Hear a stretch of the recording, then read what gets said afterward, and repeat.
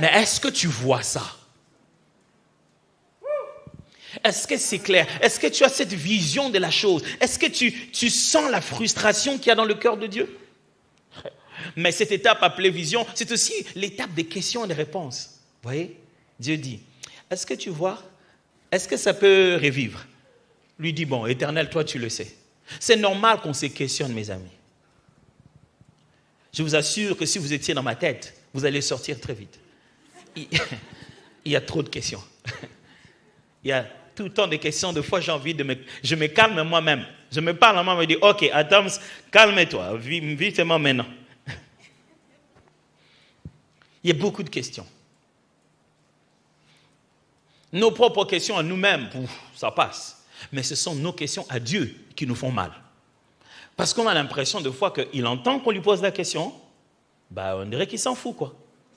Vous savez, il y a des fois où tu dis, Seigneur, je ne te demande pas beaucoup de choses. Vous savez, il y a ces gens qui prient pas assez parce qu'ils ont l'impression qu'ils font un crédit. C'est-à-dire qu'ils bénéficient, comment on appelle ça? Ils font de... How do you say that? C'est quand tu prends ton argent et puis au bout d'un moment, la banque te fait des intérêts, voilà les termes. Il y a des gens qui pensent que sans prier, il se fait des intérêts. Le jour où Dieu l'entendra prier, il dit non, et concentrons-lui à lui. Lui, il ne prie pas souvent. S'il prie, c'est que c'est sérieux. Je suis désolé de vous dire que c'est faux. Ce n'est pas parce que vous ne demandez jamais à Dieu que le jour où vous demanderez, il va tout arrêter pour que vous puissiez demander. Il y a bien des choses qu'il vous donne que vous ne demandez jamais. Il n'est pas ce genre de père-là qui attendra que tu parles. Il est un père responsable. Il s'assure que tu as de quoi tu as besoin sans avoir besoin de demander.